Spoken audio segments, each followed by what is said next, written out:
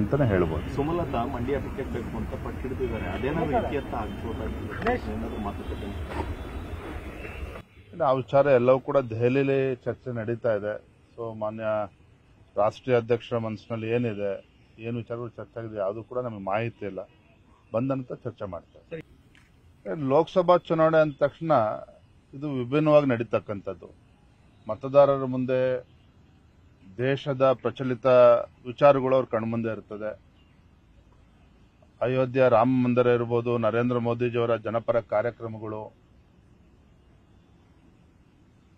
ಯೋಜನೆಗಳು ಇವೆಲ್ಲೂ ಕೂಡ ಸಾಕಷ್ಟು ಪ್ರಭಾವ ಬೀರಿರುವ ಈ ಸಂದರ್ಭದಲ್ಲಿ ಸಹಜವಾಗಿಯೇ ಲೋಕಸಭೆ ಅಂತ ಹೇಳಿದ್ರೆ ನ್ಯಾಷನಲ್ ನರೇಟಿವ್ ಇರ್ತದೆ. ಯಾವುದೇ ಒಂದು ಸ್ಥಳೀಯ ವಿಚಾರಗಳನ್ನ ಇಲ್ಲದೇನೆ ರಾಷ್ಟ್ರದ ಹಿತದೃಷ್ಟಿಯಿಂದ ರಾಷ್ಟ್ರೀಯ ವಿಚಾರಗಳು ಸಹಜವಾಗಿಯೇ ಮತದಾರ ಮುಂದೆ ತೆಗೆದುಕೊಂಡು ಹೋಗ್ತಕ್ಕಂಥದ್ದು. ಹಾಗಾಗಿ ಒಂದು ಸವಾಲಾದರೂ ಸಹ ಈ ಸವಾಲನ್ನ ಯಶಸ್ವಿಯಾಗಿ ನಿಭಾಯಿಸ್ತೇವೆ ಅನ್ನುವ ವಿಶ್ವಾಸ ನಮ್ಮ ಕಾರ್ಯಕರ್ತರಲ್ಲಿದೆ, ಪಕ್ಷದ ಮುಖಂಡರಲ್ಲೂ ಕೂಡ ಇದೆ. ಕಳೆದ ವಿಧಾನಸಭಾ ಚುನಾವಣೆಯಲ್ಲಿ ಏನೇ ಹಿನ್ನಡೆ ಆದರೂ ಅದೆಲ್ಲ ಕಹಿ ಘಟನೆಗಳನ್ನ, ಕಹಿ ನೆನಪುಗಳನ್ನ ಮರೆತು ನವ ಉತ್ಸಾಹದೊಂದಿಗೆ ನಮ್ಮ ಎಲ್ಲ ಕಾರ್ಯಕರ್ತರು ಲೋಕಸಭಾ ಚುನಾವಣೆಯಲ್ಲಿ ಇವತ್ತು ತಯಾರಾಗಿದ್ದಾರೆ.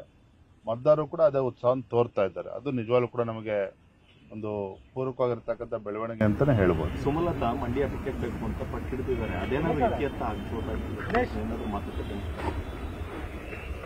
ಆ ವಿಚಾರ ಎಲ್ಲವೂ ಕೂಡ ದೆಹಲಿಲಿ ಚರ್ಚೆ ನಡೀತಾ ಇದೆ. ಸೊ ಮಾನ್ಯ ರಾಷ್ಟ್ರೀಯ ಅಧ್ಯಕ್ಷರ ಮನಸ್ಸಿನಲ್ಲಿ ಏನಿದೆ, ಏನು ವಿಚಾರಗಳು ಚರ್ಚೆ ಆಗಿದೆ ಯಾವುದು ಕೂಡ ನಮಗೆ ಮಾಹಿತಿ ಇಲ್ಲ. ಬಂದಂತ ಚರ್ಚೆ ಮಾಡ್ತಾರೆ. ಲೋಕಸಭಾ ಚುನಾವಣೆ ಅಂದ ತಕ್ಷಣ ಇದು ವಿಭಿನ್ನವಾಗಿ ನಡೀತಕ್ಕಂಥದ್ದು. ಮತದಾರರ ಮುಂದೆ ದೇಶದ ಪ್ರಚಲಿತ ವಿಚಾರಗಳು ಅವ್ರ ಕಣ್ಮುಂದೆ ಇರ್ತದೆ.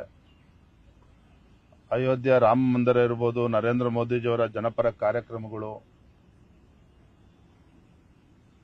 ಯೋಜನೆಗಳು ಇವೆಲ್ಲೂ ಕೂಡ ಸಾಕಷ್ಟು ಪ್ರಭಾವ ಬೀರಿರುವ ಈ ಸಂದರ್ಭದಲ್ಲಿ ಸಹಜವಾಗಿಯೇ ಲೋಕಸಭೆ ಅಂತ ಹೇಳಿದ್ರೆ ನ್ಯಾಷನಲ್ ನರೇಟಿವ್ ಇರ್ತದೆ. ಯಾವುದೇ ಒಂದು ಸ್ಥಳೀಯ ವಿಚಾರಗಳನ್ನ ಇಲ್ಲದೇನೆ ರಾಷ್ಟ್ರದ ಹಿತದೃಷ್ಟಿಯಿಂದ ರಾಷ್ಟ್ರೀಯ ವಿಚಾರಗಳು ಸಹಜವಾಗಿಯೇ ಮತದಾರ ಮುಂದೆ ತೆಗೆದುಕೊಂಡು ಹೋಗ್ತಕ್ಕಂಥದ್ದು. ಹಾಗಾಗಿ ಒಂದು ಸವಾಲಾದರೂ ಸಹ ಈ ಸವಾಲನ್ನ ಯಶಸ್ವಿಯಾಗಿ ನಿಭಾಯಿಸ್ತೇವೆ ಅನ್ನುವ ವಿಶ್ವಾಸ ನಮ್ಮ ಕಾರ್ಯಕರ್ತರಲ್ಲಿದೆ, ಪಕ್ಷದ ಮುಖಂಡರಲ್ಲೂ ಕೂಡ ಇದೆ.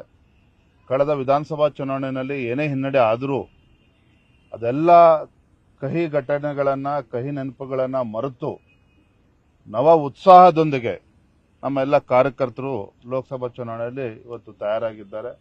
ಮತದಾರರು ಕೂಡ ಅದೇ ಉತ್ಸಾಹವನ್ನು ತೋರ್ತಾ ಇದ್ದಾರೆ. ಅದು ನಿಜವಾಗ್ಲೂ ಕೂಡ ನಮಗೆ ಒಂದು ಪೂರಕವಾಗಿರ್ತಕ್ಕಂಥ ಬೆಳವಣಿಗೆ. ಕನ್ನಡಿಗರ ಮೆಚ್ಚಿನ ನಿಮ್ಮ ನ್ಯೂಸ್ 18 ಕನ್ನಡ ಈಗ ವಾಟ್ಸ್ಆಪ್ನಲ್ಲಿಯೂ ಲಭ್ಯ.